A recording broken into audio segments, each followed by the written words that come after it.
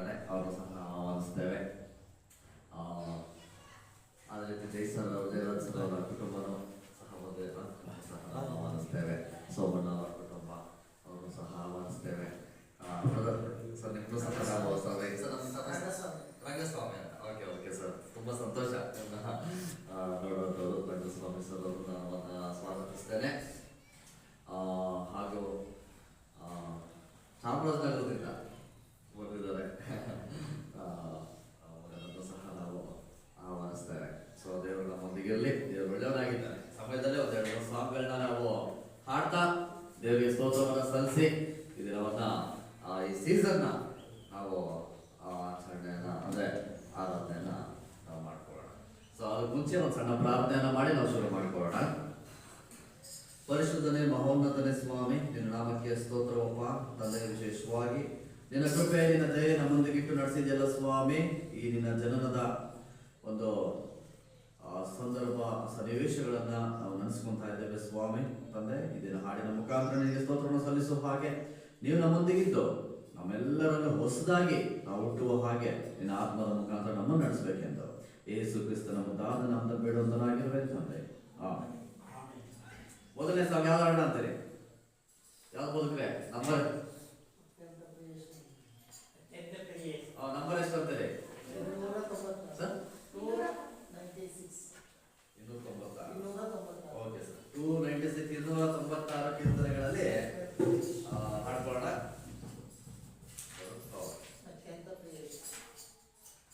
ಅತ್ಯಂತ ಪ್ರಿಯ ಯೇಸು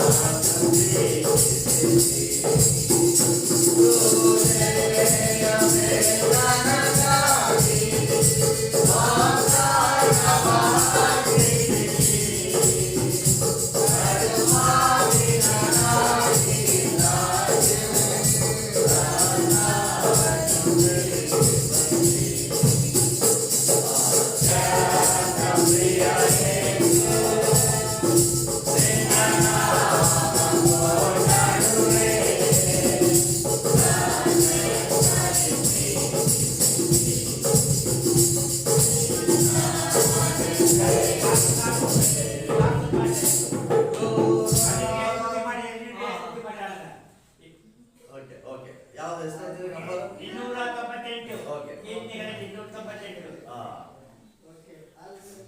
ಹಲ್ಲೆಲೂಯಾ ಸ್ತೋತ್ರ ಮಾಡಿರಿ. ಒಂದನೇ ಜನ, ಎರಡನೇ ಜನ, ಕೊನೆ ಜನ. ಓಕೆ. ಒಂದನೇ ಜನ, ಎರಡನೇ ಜನ, ಕೊನೆ ಜನ.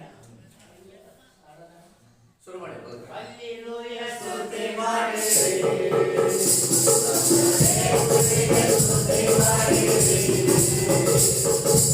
ಹಲ್ಲೆಲೂಯಾ ಸ್ತುತಿ ಮಾಡಿರಿ.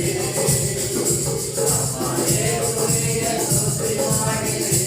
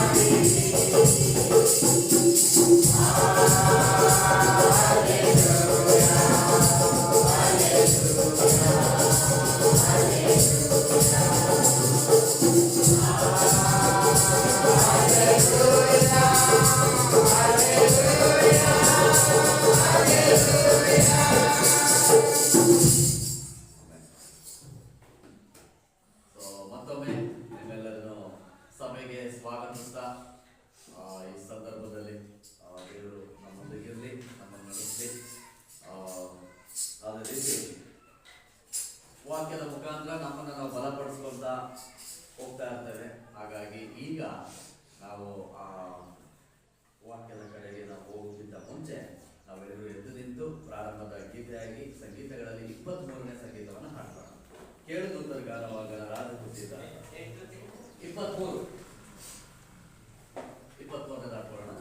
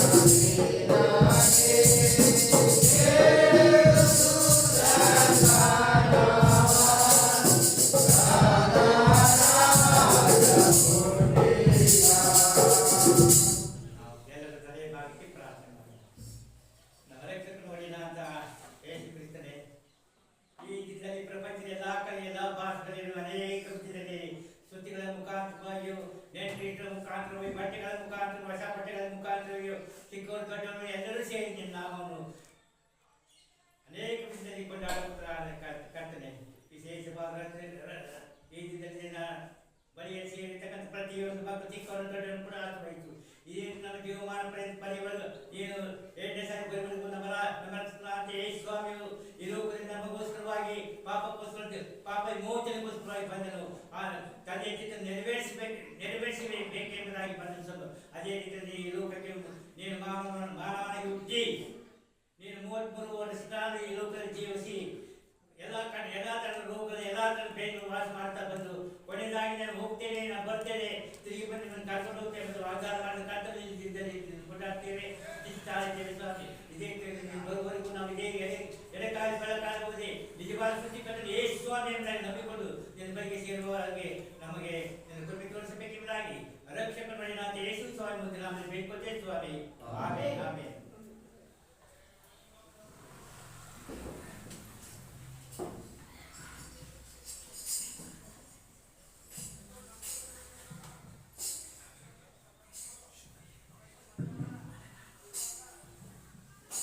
ದೇವರ ನಾಮಕ್ಕೆ ಮತ್ತೊಮ್ಮೆ ಸ್ತೋತ್ರ ಆಗಲಿ. ಈ ದಿನ ತುಂಬ ನನಗೆ ಸಂತೋಷ.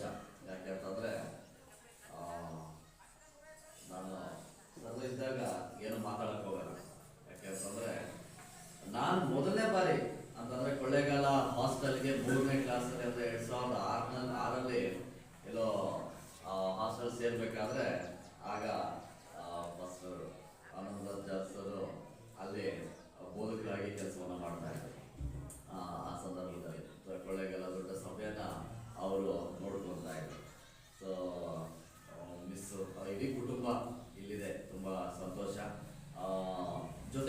ನೋಡಿದ್ವಿ, ಅವರು ಮಗಳು ಮತ್ತು ನಾನು ಕ್ಲಾಸ್ಮೇಟ್, ಅದು ಮತ್ತು ನಾವು ಕ್ಲಾಸ್ಮೇಟ್. ಸೊ ಜೊತೆಗೆ ನಾವು ಓದ್ಕೊಂಡ್ವಿ ತುಂಬ.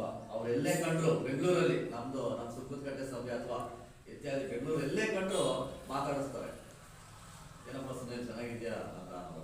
ಸೊ ಇವತ್ತು ನಾವು ಒಂಥರ ನಾವು ಈ ಪಾಸ್ಟ್ ಲೈನಲ್ಲಿ ಇದ್ದೀವಿ ಅಂತಂದರೆ ಎಲ್ಲೋ ಒಂದು ಕಡೆ ಇವರೆಲ್ಲರೂ ಒಂದು ಇನ್ಸ್ಪಿರೇಷನ್ ಆಗಿ ನಮಗೆ ನಿಂತಿರೋದು. ಸೊ ಈ ದಿನ ಈ ಸಂದರ್ಭವನ್ನು ನಿಮ್ಮೂರಿನವರೇ, ಸೊ ಹಾಗಾಗಿ ಸರ್ಗೆ ಈ ಸಮಯದಲ್ಲಿ ಒಂದು ಸಂದೇಶವನ್ನು ಓದಿದಂಥ ಆನಂದ ಜಾರ್ಜ್ ಅವರು ನಮಗೆ ಸಂದೇಶವನ್ನು ಕೊಡುವಂಥದ್ದಾಗಿದ್ದಾರೆ.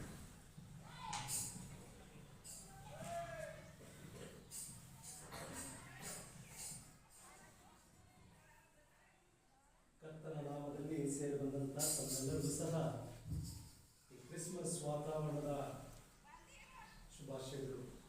ಮೆರಿ ಕ್ರಿಸ್ಮಸ್. ದೇವರು ತಮ್ಮೆಲ್ಲರನ್ನು ಆಶೀರ್ವದಿಸಲಿ ಎಂಬತಕ್ಕಂಥದ್ದೇ ನಮ್ಮ ಒಂದು ಪ್ರಾರ್ಥನೆ.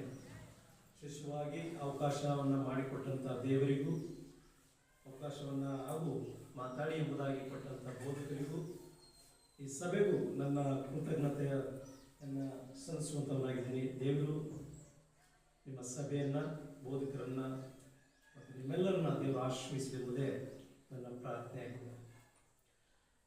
ಕ್ರಿಸ್ಮಸ್ ಎಂಬುದಂಥ ಒಂದು ಪದ ಎಲ್ಲೆಲ್ಲೂ ಸಹ ಉಲ್ಲಾಸ, ಮನೋರಂಜನೆ, ಖುಷಿಯನ್ನು ತರುವಂಥ ಒಂದು ಸಂಭ್ರಮದ ಒಂದು ಹಬ್ಬ.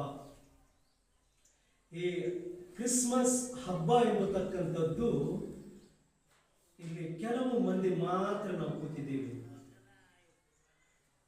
ಮೂಕಳ್ಳಿ ಎಂಬತಕ್ಕಂಥ ಸಭೆಯಲ್ಲಿ ಅಲ್ಪ ಮಂದಿಯಾಗಿ ನಾವು ಸೇರ್ಕೊಂಡಿದ್ದೀವಿ ಅಷ್ಟೇ. ಆದರೆ ಈ ಕ್ರಿಸ್ಮಸ್ ಹಬ್ಬ ಎಂಬತಕ್ಕಂಥದ್ದು ಇಡೀ ದೊಡ್ಡ ಹಬ್ಬ. ಮತ್ತೆ ಎಲ್ಲ ಜನ ಉಲ್ಲಾಸುವಂತ ದಿನವಾಗಿದೆ. ಯಾಕೆಂದ್ರೆ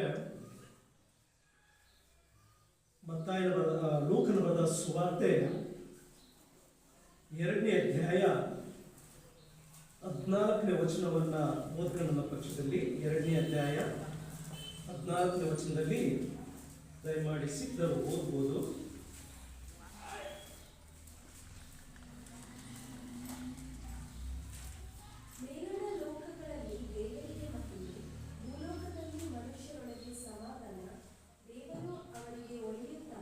ನೋಡ್ರಿ, ಹೇಳ್ತಕ್ಕಂಥ ಮಾತು ಕ್ರಿಸ್ತನ ಜನನ ಇಡೀ ವಿಶ್ವಕ್ಕೆ ಶ್ರೇಷ್ಠವಾದದ್ದು ಅಂತ ಹೇಳಿದೆ.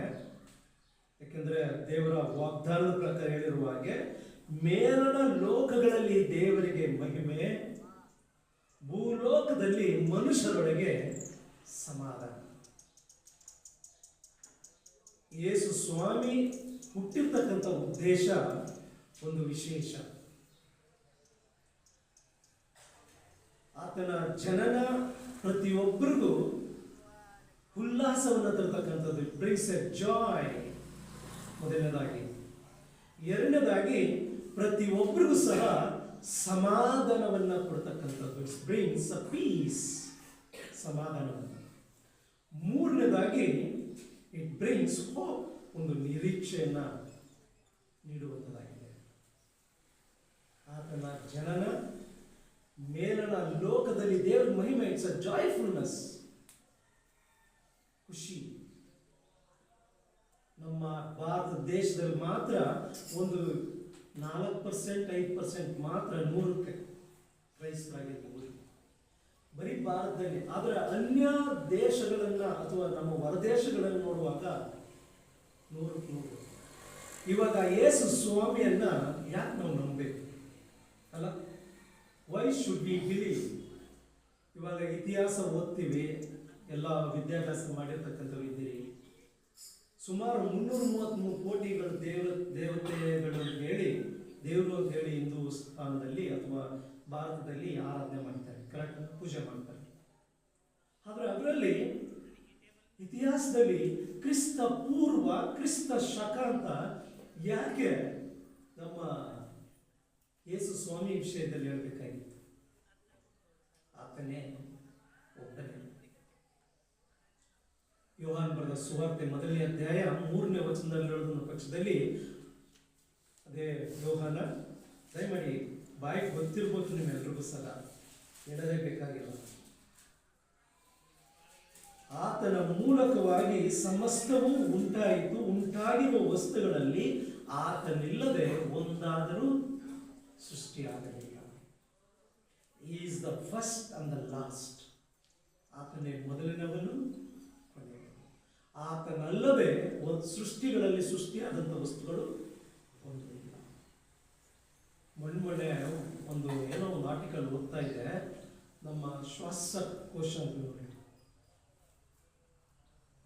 ಲಂಗ್ಸ್, ನಾವು ಉಸಿರಾಡುವಾಗ ಗೆಳಿತೀವಲ್ಲ,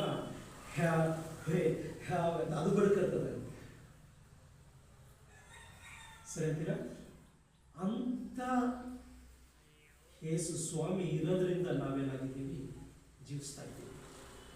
ಅದರಿಂದ ಹಿಂದೂ ಶಾಸ್ತ್ರ ಪುಸ್ತಕಗಳಲ್ಲೂ ಸಹ ಹೇಳ್ತಕ್ಕಂಥದ್ದು ಓಂ ಶ್ರೀ ಕನ್ಯಾ ಪುತ್ರಾಯ ನಮಃ ಅಂತ ಹೇಳ್ತಾರೆ. ಪುರುಷನ ಒಂದು ಸಹವಾಸ ಇಲ್ಲದೆ ಅಥವಾ ಸಂಬಂಧ ಇಲ್ಲದೆ ಯೇಸು ಸ್ವಾಮಿ ಹುಟ್ಟಿದಂಥ ಕ್ರಿಸ್ತನ ಪವಿತ್ರಾತ್ಮನ ಬೆಳಕು, ದೇವರ ಬೆಳಕು ಆಕೆಯ ಮೇಲೆ ಬಿದ್ದ ನಂತರ ಆಕೆ ಗರ್ಭವತಿಯಾಗಿ ಯೇಸು ಸ್ವಾಮಿಯ ಒಂದು ಜನನ, ಆತನ ಜನನ ಮೇಲನ ಲೋಕಗಳಲ್ಲಿ ದೇವರ ಮಹಿಮೆ, ಭೂಲೋಕದಲ್ಲಿ ಮನುಷ್ಯರಿಗೆ ಸಮಾನ. ಆದರೆ ಇಲ್ಲಿ ಆ ಮರಿಯಾಳು ಮತ್ತು ಯೋಸೇಫನ ವಿಷಯದಲ್ಲಿ they were engaged to get married. ಅಂತ ಒಂದು ಸಮಯದಲ್ಲಿ ಈಕೆ ಒಬ್ಬ ಯುವಕಳಾಗಿ, ಕನ್ಯೆಯಾಗಿ ಇರುವಾಗ ದೇವದೂತನು ಬಂದು ಹೇಳುವಾಗ ಆಕೆ ಗಾಬರಿ ಆಗ್ತದೆ. ಇದು ಹೆಂಗಾಯಿತು, ಹೆಂಗೆ ಇದಾಗಲ್ಲ, ಒಪ್ಪಲ್ಲ ಅಂತ. ಇದು ದೇವರದ ನಿಯಮ. ಹೇಳುದು ಚಿಷ್ಟೆ, ನಿನ್ನ ಆಸ್ಕರಿದಲ್ಲಿ ಅಂತ ಹೇಳಿ ಆ ಪವಿತ್ರಾತ್ಮನ ಬೆಳಕು ಆಕೆ ಬಿದ್ದು ಗರ್ಭವತಿ ಆದಂಥದ್ದು. ಅದರಲ್ಲಿ ಇದನ್ನ ತಿಳಿದಂತ ಯೋಸೇಫನು ನೋಡ್ರಿ, ದಯಮಾಡಿ ಮೊದಲನೇ ಮತ್ತಾಯ ಬರೆದ ಸುವಾರ್ತೆ 1ನೇ ಅಧ್ಯಾಯ 18ನೇ ವಚನವನ್ನು ನೋಡಿ. 18 Matthew 1st chapter 18th verse ಸಿಕ್ಕಂತೀರಾ? ಮತ್ತಾಯ 1:18ನೇ ವಚನ. ಯೇಸುಕ್ರಿಸ್ತನ ಜನನವು ಹೇಗಾಯಿತೆಂದರೆ, ಆತನ ತಾಯಿಯಾದ ಮರಿಯಳನ್ನು ಯೋಸೇಫನಿಗೆ ನಿಶ್ಚಯ ಮಾಡಿರಲಾಗಿ, ಅವರು ಕೂಡುವುದಕ್ಕಿಂತ ಮುಂಚೆ ಆಕೆಯು ಪವಿತ್ರಾತ್ಮನಿಂದ ಬಸರಾಗಿದ್ದದ್ದು ತಿಳಿದು ಬಂತು. ನೋಡ್ರಿ, ಇಲ್ಲಿ they were engaged to get married. ಆಕೆ ಗರ್ಭವತಿಯಾಗಿದ್ದಾಳೆ ಎಂಬುದಾಗಿ ತಿಳಿದು ಈತನ ಏನ್ ಮಾಡ್ತಾ ಇದ್ದಾನೆ, ಮುಂದೆ ಹೋದ್ರಿ. ಆದರೆ ಆಕೆಯ ಗಂಡನಾದ ಯೋಸೇಫನು ಸಜ್ಜನನಾಗಿದ್ದು ಆಕೆಯನ್ನು ಬಯಲಿಗೆ ತರುವುದಕ್ಕೆ ಮನಸ್ಸಿಲ್ಲದೆ. ನೋಡ್ರಿ, ಆತನ ಮನಸ್ಸಲ್ಲಿ ಮಾನವರಾಗಿ ಯೋಚನೆ ಮಾಡುವಾಗೆ ಆತನು ಸಹ ನಾವು ನೀವು ಯೋಚನೆ ಮಾಡಿದಾಗೆ, ಅಲ್ಲಪ್ಪ ನಾನು ಎಂಗೇಜ್ಮೆಂಟ್ ಮಾಡ್ಕೊಂಡು ಮದುವೆ ಆಗ್ಬೇಕು ಅಂತ ಕಾಯ್ಕೊಂಡಿದ್ರೆ ಈಕೆ ಮೊದಲೇ ಒಂದು ಗರ್ಭವತಿಯಾಗಿದ್ದಾಳೆ ಅಂದ್ರೆ ಯಾರಂತಾನೆ ಇಷ್ಟ ಆಗ್ತದೆ ಮದುವೆ. ಆದ್ರೆ ಈತನು ಸಜ್ಜನನಾಗಿರೋದ್ರಿಂದ he was righteous man. ಅದರ ನಿಮಿತ್ತ ಈಕೆಯ ಒಂದು ತಪ್ಪನ್ನ ಬಯಲು ಮಾಡಬಾರ್ದು. ನೋಡ್ರಿ, ಅದನ್ನ ಹೇಳ್ತಕ್ಕಂಥದ್ದು ಆಕೆಯ ಗಂಡನಾದ ಯೋಸೇಫನು ಸಜ್ಜನನಾಗಿದ್ದು ಆಕೆಯನ್ನು ಬಯಲಿಗೆ ತರುವುದಕ್ಕೆ ಮನಸ್ಸಿಲ್ಲದೆ ಯಾರಿಗೂ ತಿಳಿಯದಂತೆ ಬಿಟ್ಟು ಬಿಡಬೇಕು ಅಂತ. ಈ ಕಾಲ ಏನಾಗಿದೆ ಹೇಳಿ, ಒಂದು ತಪ್ಪು ಮಾಡಿ ಸಿಗಾಕೊಂಡಿದ್ದಾರೆ ಅಂದ್ರೆ ನಾವೆಲ್ಲ ಜನ ಏನ್ ಮಾಡ್ತಾರೆ, ಎಲ್ಲರೂ ಸರ್ ಅವ್ರ ಮನೇನ ಒಂಥರ ಕೀಳಾಗಿ ನೋಡ್ತಕ್ಕಂಥದ್ದು ದೃಶ್ಯಗಳನ್ನು ನಾವು ಕಾಣ್ತೀವಿ. ಆದ್ರೆ ಈತನು ಆಕೆಯ ಹೃದಯಕ್ಕೆ ಹತ್ರವಾಗಿರ್ತಕ್ಕಂಥವನು, ಆಕೆಯ ವಿಷಯವಾಗಿ ತಿಳಿದಿದ್ರು ಸಹ ಆತನು ಅಯ್ಯೋ ಇವಳನ್ನ ಹೆಂಗೆ ಬಯಲು ಮಾಡೋದು, ನಾನೇ ಕಳ್ಸ್ಕೊಬಿಡೋಣ ಅನ್ನೋ ಉದ್ದೇಶದಲ್ಲಿ ಆತನ ಇವತ್ತು ಕ್ರೈಸ್ತರಾದಂಥ ನಾವು ಸ್ವಾಮಿಯನ್ನು ಅಂಗೀಕರಿಸಿಕೊಂಡಂಥ ನಾವುಗಳು ಯಾವ ರೀತಿಯಾಗಿ ಒಂದು ತೊಂದರೆಗಳು ಬಾಧೆಗಳಲ್ಲಿ ಇರ್ತಕ್ಕಂಥವ್ರನ್ನ ನಾವು ಸಮಾಧಾನ ಪಡಿಸುವಂಥವರಾಗಿದ್ದೀವಿ, ಅಥವಾ ಆತನ ಜನನನ್ನೇ ಮೇಲಿನ ಲೋಕದಲ್ಲಿ ದೇವರಿಗೆ ಮಹಿಮೆ, ಭೂಲೋಕದಲ್ಲಿ ಸಮಾಧಾನ ಅನ್ನುವಾಗ ನಾವು ಸಮಾಧಾನವನ್ನ ಪಡಿಸುವಂತ ಒಂದು ಪರಿಸ್ಥಿತಿ ಇದ್ದೀವ. ಮುಸ್ಲಿಂನವರು ಮತ್ತು ಹಳೆ ಒಡಂಬಡಿಕೆಯಲ್ಲಿ ಜೀವಿಸ್ತಿರ್ತಕ್ಕಂಥವ್ರು ಕಣ್ಣಿಗೆ ಕಣ್ಣು, ಕೈಗೆ ಕೈ, ಅಂದ್ರೆ ನಮ್ಗೆ ಏನ್ ಮಾಡಿರ್ತಾರೆ ಅಂತ ನಾವು ಇನ್ನೊಬ್ರಿಗೂ ಆಗ್ಬೇಕು ಅಂತ ಹೇಳಿ ಬರೀ ಯುದ್ಧದಲ್ಲೇ ಹೋಗ್ತಕ್ಕಂಥದ್ದಾಗಿದೆ. ಆದರೆ ನಾವು ಪ್ರೀತಿ, ಶಾಂತಿ, ಸಮಾಧಾನ ಎಂಬತಕ್ಕಂಥದನ್ನ ಪರಿಪಾಲಿಸ್ತಾ ಇದ್ದೀವಾ ಅಂತ ಹೇಳಿ ನಮ್ಮನ್ನ ನಾವು ಪರೀಕ್ಷೆ ಮಾಡಿಕೊಳ್ಬೇಕಾಗಿದೆ.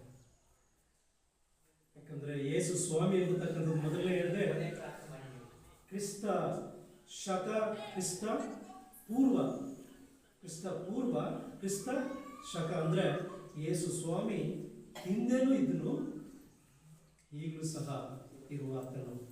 ಅದರ ನಿಮಿತ್ತ ಯೆಶಾಯ ಬರೆದ ಪ್ರವಾದನೆ ಗ್ರಂಥದಲ್ಲಿ 7ನೇ ಅಧ್ಯಾಯ 4ನೇ ವಚನ, ಅದು ಸುಮಾರು ಯೇಸು ಸ್ವಾಮಿ ಹುಟ್ಟೋಕ್ಕಿಂತ 800 ವರ್ಷಗಳ ಹಿಂದೆನೇ ಪ್ರವಾದನೆಯಾಗಿರ್ತಕ್ಕಂಥದ್ದು.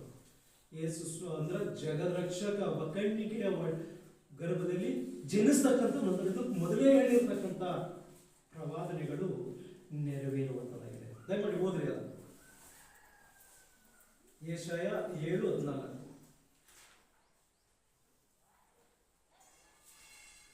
ಇದರಿಂದ ಕರ್ತನು ತಾನೇ ನಿಮಗೆ ಒಂದು ಗುರುತನ್ನು ಕೊಡುವನು.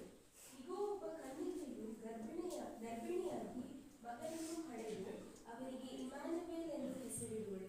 ನೋಡಿ, ಒಬ್ಬ ಕನ್ನಿಕೆಯು ಗರ್ಭವನ್ನ ತಾಳಿ ಒಂದು ಮಗುಗೆ ಜನ್ಮವನ್ನು ಕೊಡುವವಳು. ಇದು ಯಾವಾಗ? ಯೇಸು ಸ್ವಾಮಿ ಹುಟ್ಟುವುದಕ್ಕಿಂತ 800 ವರ್ಷ ಹಿಂದೆನೇ ಆಗಿರ್ತಕ್ಕಂಥ ಮಾತು. ಅದು ನೆರವೇರಿತು ಎಂಬುದಾಗಿ. ಅದನ್ನು ಎಲ್ಲಿ ನೆರವೇರಿತು ಅಂತ ನೋಡೋದೊಂದು ಪಕ್ಷದಲ್ಲಿ ಮತ್ತಾಯ 1:23ನೇ ವಚನದಲ್ಲಿ, ಮತ್ತಾಯ 1:23ರಲ್ಲಿ, ಇಗೋ ಒಬ್ಬ ಕನ್ನಿಕೆಯು ಗರ್ಭಿಣಿಯಾಗಿ ಮಗನನ್ನು ಹಡೆಯುವಳು, ಆತನಿಗೆ ಇಮ್ಯಾನುವೆಲ್ ಎಂದು ಹೆಸರಿಡಬೇಕು. ನೋಡಿ, ಇಮ್ಯಾನುವೆಲ್ ಅದರ ಅರ್ಥ ದೇವರು ನಮ್ಮೊಂದಿಗೆ ಇದ್ದಾನೆ.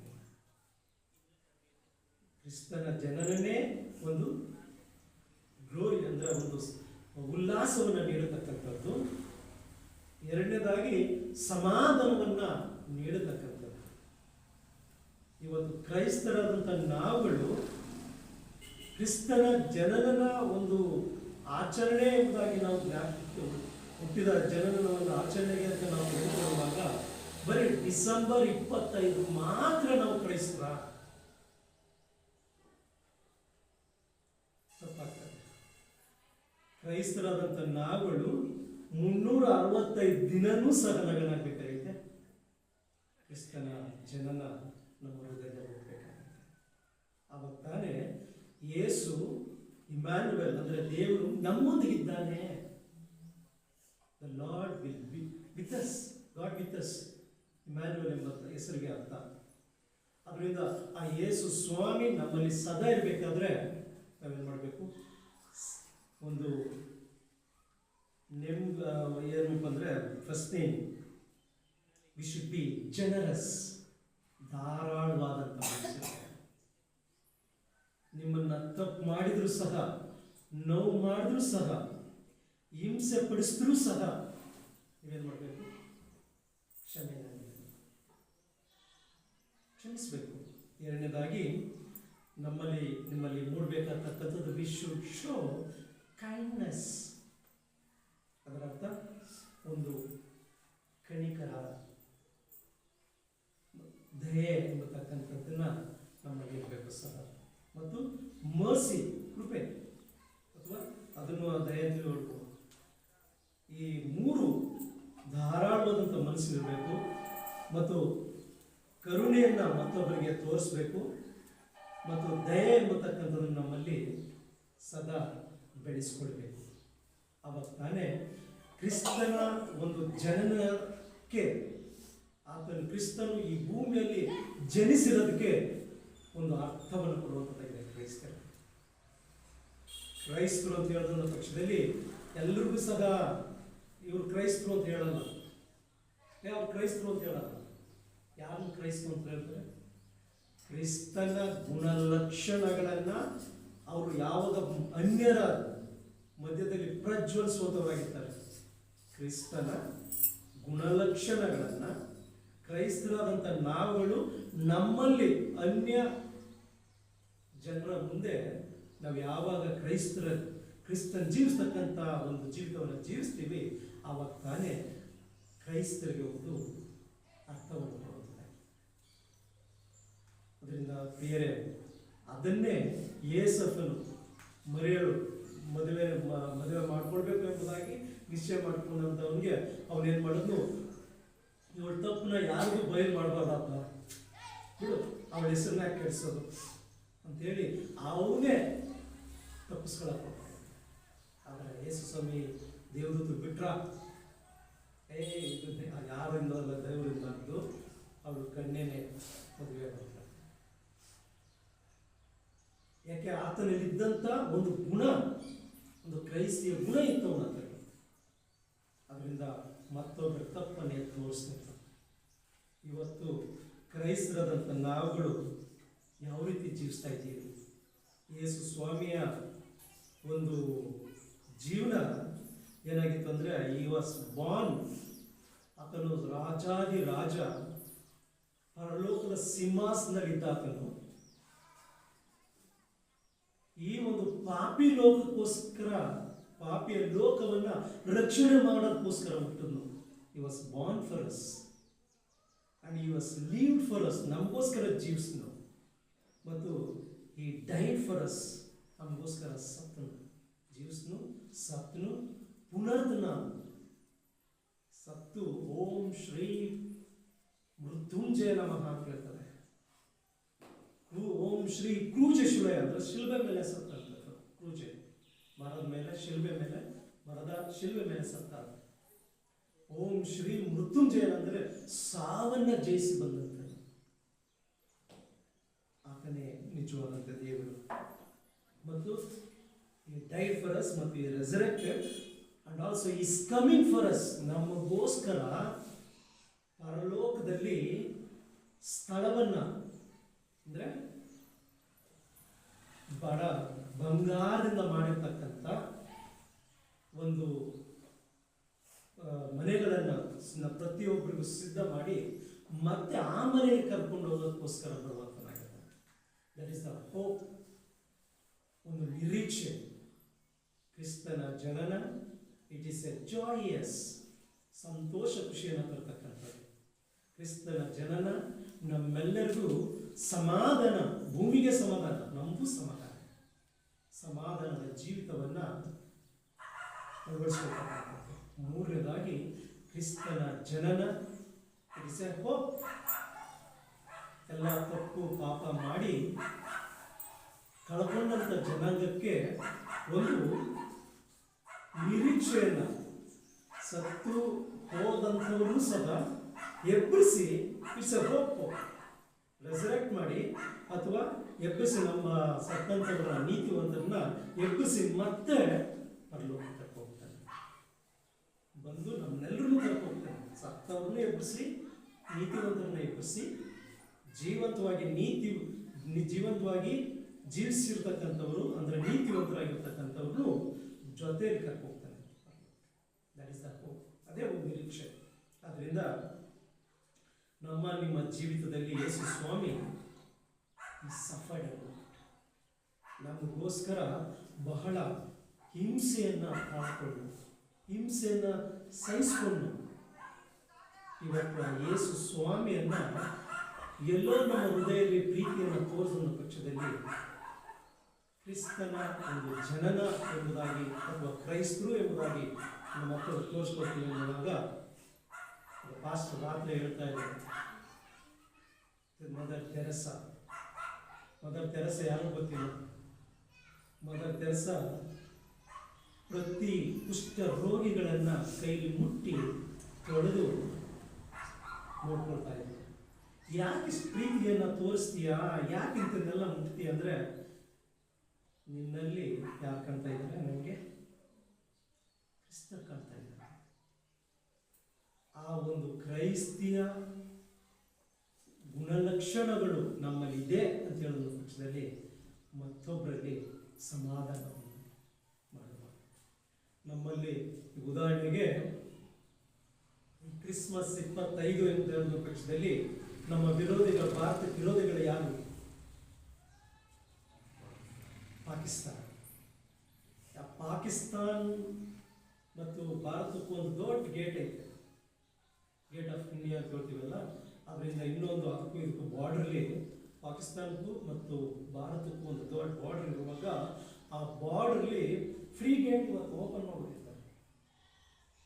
ಅಲ್ಲಿರ್ತಕ್ಕಂಥವ್ರು ಸಹ ಇತ್ ಕಡೆ ಬರ್ಬೋದು, ಇಲ್ಲಿರೋರು ಹತ್ ಕಡೆ ಹೋಗಿ ಮಾತಾಡಿಕೊಂಡು ಸೂರ್ಯ ಮುಳುಗಕ್ಕೆ ಮೇಲೆ ಅವರು ಆಗೋಗ್ಬೋದು, ಇಲ್ಲಿ ಬರ್ಬೋದು.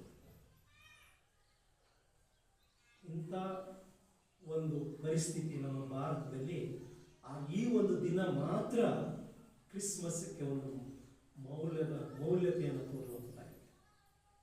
ಆದರೆ ಅವರು ಎಲ್ಲರೂ ಕ್ರೈಸ್ತರಲ್ಲ, ಆದರೆ ನಾವು ಕ್ರೈಸ್ತರಾದಂಥ ನಾವುಗಳು ಆ ಕ್ರಿಸ್ತನ ಗುಣಲಕ್ಷಣಗಳನ್ನು ಪ್ರೀತಿಯಲ್ಲಿ, ಸಮಾಧಾನದಲ್ಲಿ, ಕ್ಷಮಿಸುವುದರಲ್ಲಿ, ಮತ್ತೊಬ್ಬರನ್ನ ಸೇರಿಸ್ಕೊಳ್ಳೋದ್ರಲ್ಲಿ ಕ್ರಿಸ್ತನು ಮಾಡಿದ ಹಾಗೆ ನಾವು ಸಹ ಮಾಡೋಣ. ಅದೇ ಒಂದು ಕ್ರಿಸ್ಮಸ್ಗೆ ಒಂದು ಏನಾಗಿದೆ, ಒಂದು ಅರ್ಥವನ್ನು ಕೊಡುವಂಥದ್ದಾಗಿದೆ.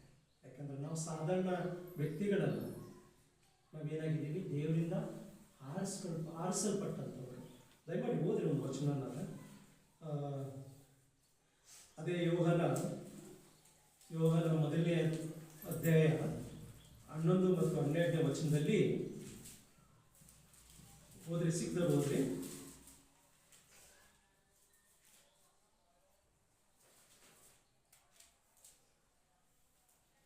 ಸಿಕ್ತಪ್ಪ, ಓದಪ್ಪ.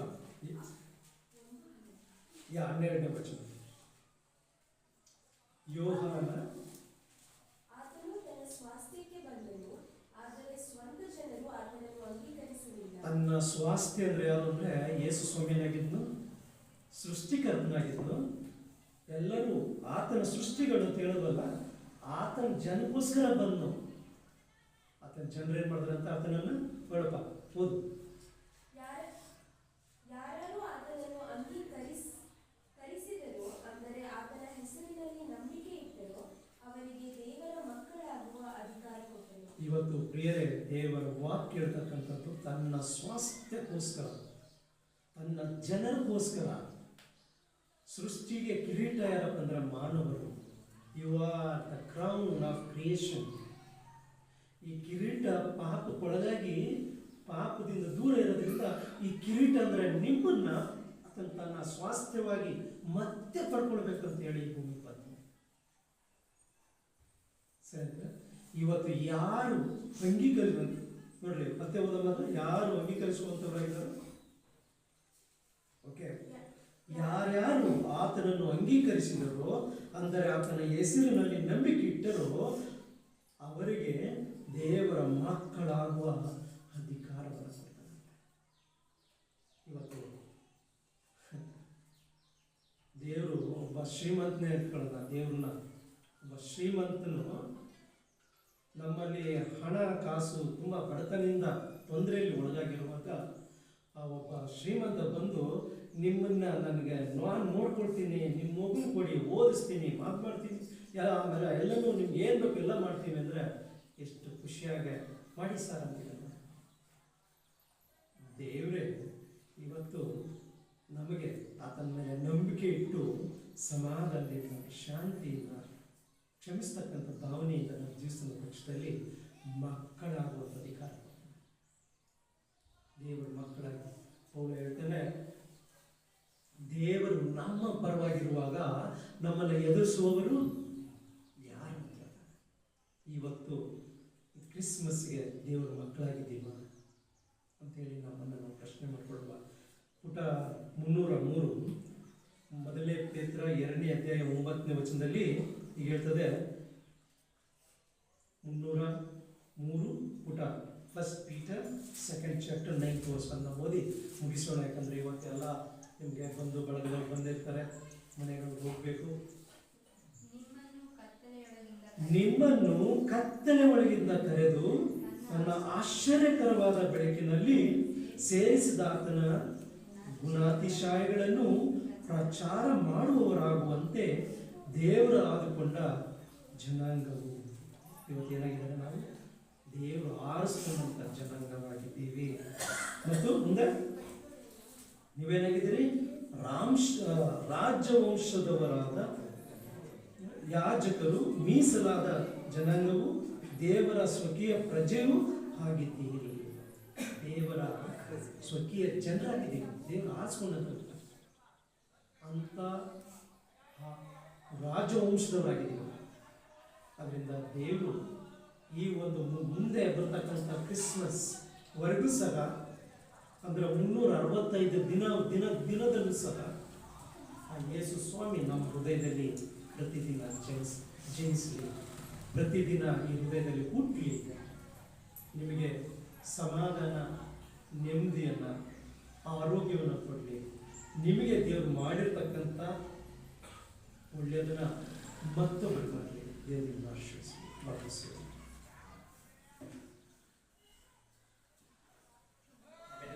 ಗಂಭೀರ ಬಗ್ಗೆ ಹೇಗಿತ್ತು 344ನೇ ಕೀರ್ತನೆ ಆಡೋಣ. ಅಪ್ಪ ಅಪ್ಪ ಏಸಪ್ಪ ನೀನೇ ನನ್ನ ಸರ್ವಸ್ವ, ನಾನು ನಿನ್ನನ್ನು ಬಿಟ್ಟು ಬಾಳಲಾರೆನು. ಹಲ್ಲೆಲೂಯಾ. ಅಪ್ಪ ಅಪ್ಪ ಏಸಪ್ಪ ನೀನೇ ನನ್ನ ಸರ್ವಸ್ವ, ನಾನು ನಿನ್ನನ್ನು ಬಿಟ್ಟು ಏನು ಮಾಡಲಾರೆನು, ನಾನು ನಿನ್ನನ್ನು ಬಿಟ್ಟು ಏನು ಮಾಡಲಾರೆನು. ಅಪ್ಪ ಅಪ್ಪ ಏಸಪ್ಪ ನೀನೇ ನನ್ನ ಸರ್ವಸ್ವ, ನಾನು ನಿನ್ನನ್ನು ಬಿಟ್ಟು ಏನು ಮಾಡಲಾರೆನು, ನಾನು ನಿನ್ನನ್ನು ಬಿಟ್ಟು ಏನು ಮಾಡಲಾರೆನು. ನಡೆಯಿಂದ ಬರಲಿ ನನ್ನ ಗುರಿಯಿಂದ ಬರಲಿ, ನಿನ್ನ ನಾಮವನ್ನು ನನಗೆ ಹೊಂದಲಿ. ನನ್ನ ನಡೆಯಿಂದ ಬರಲಿ ನನ್ನ ಗುರಿಯಿಂದ ಬರಲಿ, ನಿನ್ನ ನಾಮವನ್ನು ನನಗೆ ಹೊಂದಲಿ. ಸರ್ವ ಸರ್ವಾಂಗಗಳು ನಿನ್ನ ಸ್ತುತಿ ಮಾಡಲಿ, ಸರ್ವ ಸರ್ವಾಂಗಗಳು ನಿನ್ನ ಸ್ತುತಿ ಮಾಡಲಿ. ಅಪ್ಪ ಅಪ್ಪ ಏಸಪ್ಪ ನೀನೇ ನನ್ನ ಸರ್ವಸ್ವ, ಬಿಟ್ಟು ಏನು ಮಾಡಲಾರೆನು, ನಾನು ನಿನ್ನನ್ನು ಬಿಟ್ಟು ಏನು ಮಾಡಲಾರೆನು. ಸರ್ವಸೃಷ್ಟಿಗೆ ನೀನು ಯಜಮಾನನು, ಸರ್ವಲೋಕವು ನಿನಗೆ ಅಂಗವಿರಲಿ. ಸರ್ವಸೃಷ್ಟಿಗೆ ನೀನು ಯಜಮಾನನು, ಸರ್ವಲೋಕವು ನಿನಗೆ ಅಂಗವಿರಲಿ. ಸರ್ವ ಜನಾಂಗ ನಿನ್ನಲ್ಲಿ ಬಂದು ಸೇರಲಿ, ಸರ್ವ ಜನಾಂಗ ನಿನ್ನಲ್ಲಿ ಬಂದು ಸೇರಲಿ. ಅಪ್ಪ ಅಪ್ಪ ಏಸಪ್ಪ ನೀನೇ ನನ್ನ ಸರ್ವಸ್ವ, ನಾನು ನಿನ್ನನ್ನು ಬಿಟ್ಟು ಏನು ಮಾಡಲಾರೆನು, ನಾನು ನಿನ್ನನ್ನು ಬಿಟ್ಟು ಏನು ಮಾಡಲಾರೆನು. ನಾನು ನಿನ್ನಲ್ಲಿ, ನಿನ್ನ ವಾಕ್ಯ ನನ್ನಲ್ಲಿ, ನನ್ನ ಪ್ರಾರ್ಥನೆಯಲ್ಲಿ ನನಗೆ ಜಯ ಸಿಗಲಿ. ಯೇಸು ನಾನು ನಿನ್ನಲ್ಲಿ, ನಿನ್ನ ವಾಕ್ಯ ನನ್ನಲ್ಲಿ, ನನ್ನ ಪ್ರಾರ್ಥನೆಯಲ್ಲಿ ನನಗೆ ಜಯ ಸಿಗಲಿ. ನಾನು ನಿನ್ನಲ್ಲಿ ಇಟ್ಟು ಬರ ಫಲ ಕೊಡುವೆನು, ನಾನು ನಿನ್ನಲ್ಲಿ ಇಟ್ಟು ಬರ ಫಲ ಕೊಡುವೆನು. ಅಪ್ಪ ಅಪ್ಪ ಏಸಪ್ಪ ನೀನೇ ನನ್ನ ಸರ್ವಸ್ವ, ನಾನು ನಿನ್ನನ್ನು ಬಿಟ್ಟು ಏನು ಮಾಡಲಾರೆನು, ನಾನು ನಿನ್ನನ್ನು ಬಿಟ್ಟು ಏನು ಮಾಡಲಾರೆನು.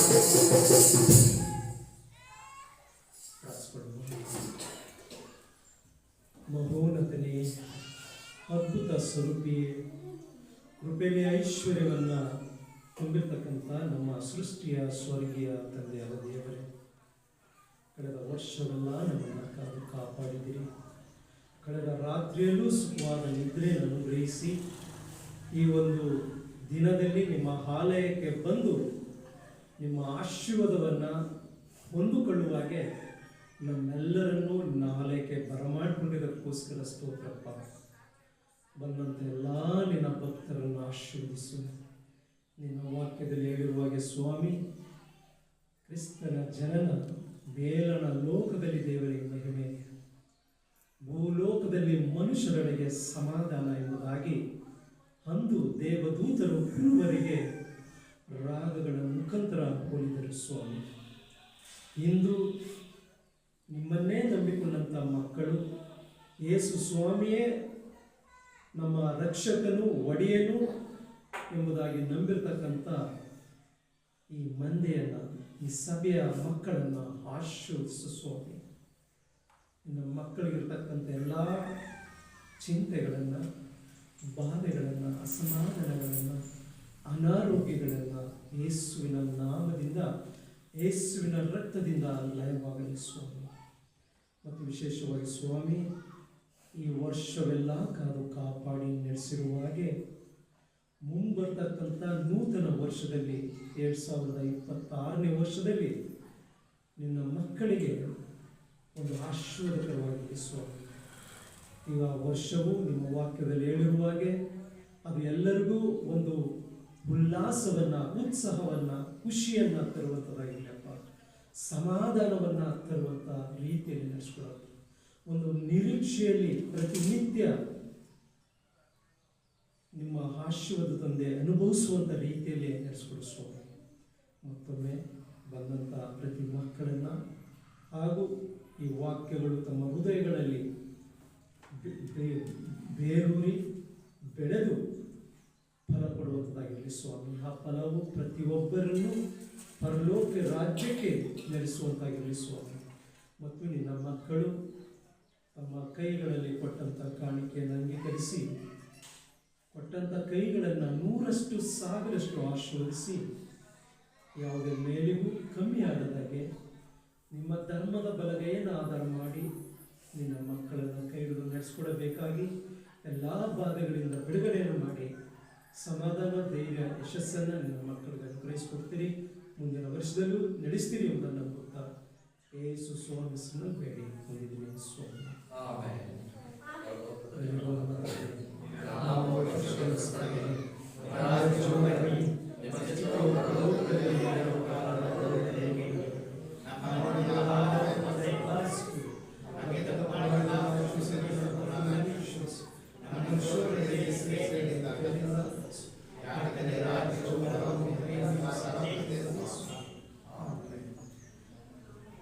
ನಮ್ಮ ಕರ್ತನಾದ ಯೇಸು ಕ್ರಿಸ್ತನ ಕೃಪೆಯು, ತಂದೆಯಾದ ದೇವರ ಪ್ರೀತಿಯು, ಪವಿತ್ರಾತ್ಮನ ಅನ್ಯೋನ್ಯತೆ, ಶಾಂತಿ, ಸಮಾಧಾನ, ಆರೋಗ್ಯ, ಭಾಗ್ಯವು ಇಲ್ಲಿ ನೆರೆದು ಬಂದಂಥ ಮಕ್ಕಳ ಮೇಲೆಯೂ, ಬಂದಂಥ ವಾಕ್ಯಗಳ ಮೇಲೆಯೂ ಹಾಗೂ ಮುಂಬರ್ತಕ್ಕಂಥ ನೂತನ ವರ್ಷದಲ್ಲಿಯೂ ನಿನ್ನ ಮಕ್ಕಳ ಜೊತೆಯಲ್ಲಿ ಇಂದು ಎಂದು ಸದಾ ಇರಲಿ ಸ್ವಾಮಿ.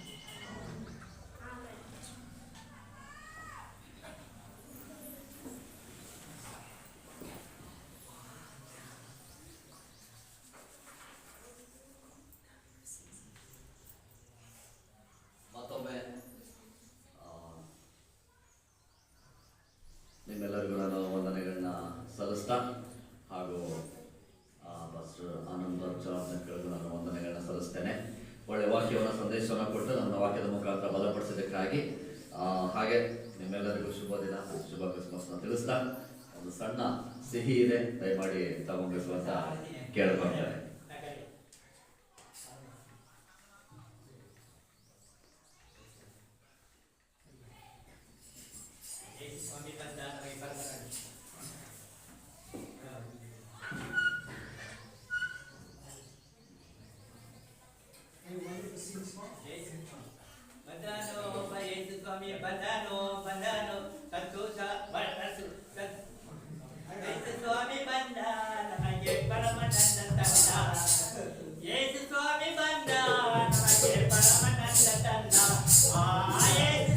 Banda,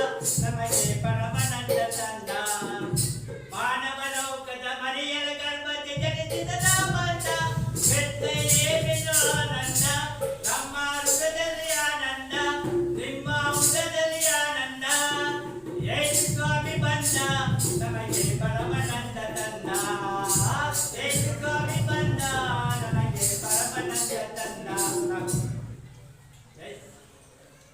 ಬಂದಾನೆ ಬಂದಾನೆ ಸಂತೋಷ ಸಂತೋಷ ಕಾಕುಳಿದು ನದಿಯುವೆ ಸಂತೋಷ ಸಂತೋಷ ಯೇಸು ಬಂದಾನೆ ಬಂದಾನೆ ಸಂತೋಷ ಸಂತೋಷ ಕಾಕುಳಿದು ನದಿಯುವೆ ಸಂತೋಷ ಸಂತೋಷ ನೀವು ಎಲ್ಲ ಕಳಿಸಿದ್ದೀನಪ್ಪ ಯಾರು ಬರಲ್ಲ ಹಾಡಕ್ಕೆ ಸೊ ಹಾಗೆ ಎಲ್ಲ ವಿಶ್ ಮಾಡ್ತಾ ಹೊರಗಡೆ ಸಿಹಿ ನಿಮಗೋಸ್ಕರ ಇದಿರುತ್ತೆ. ಒಳಗೆ ಕೊಡ್ತೀರಾ ಕೊಡುಗೆ ಹಾಗೂ ಅದೇ ರೀತಿ ಈ ದಿನ ಸಿಹಿಯನ್ನ ನಮ್ಮ ದೇವರ ಸರ್ ಅವರು ಕೊಟ್ಟಿದ್ದಾರೆ ಇಡೀ ಕುಟುಂಬ ಸರ್ ದೇವರ ನಿಮ್ಮನ್ನ ಆಶೀರ್ವದಿಸಲಿ. ಸಣ್ಣ ಮಕ್ಕಳು ಸೊ ನಿಮ್ಗೆ ಗಿಫ್ಟ್ ಇದೆ. ಸೊ ಆಲ್ರೆಡಿ ಅದ್ರಲ್ಲಿ ನಿಮ್ಗೆ ಯಾವ್ದು ಇಷ್ಟ ಗಿಫ್ಟ್ನ ತಗೊಳ್ಬೋದು. ಸಣ್ಣ ಮಕ್ಕಳು